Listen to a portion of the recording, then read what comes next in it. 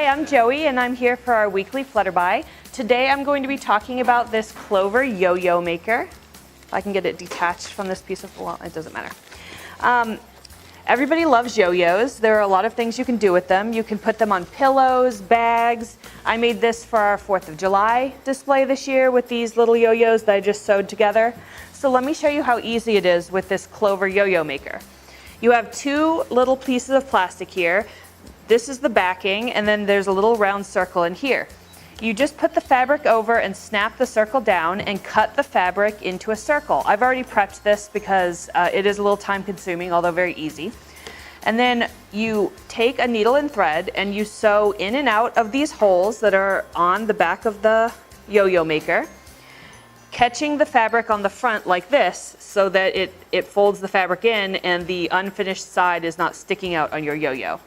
Once you've sewn all the way around so that you're back at your start point, you pop this center plastic piece out, like that. And then here you have your yo-yo ready to just pull on this thread and tuck the little edges in. And there you go. It's a yo-yo right there. You just sew the threads together, tuck them inside, and then your yo-yo is ready to go. It is very quick to make it. You always end up with a nice round yo-yo. I would recommend for your sanity that you use a thick thread to do this. I can't even tell you how many times I've broken the thread when I was cinching the yo-yo.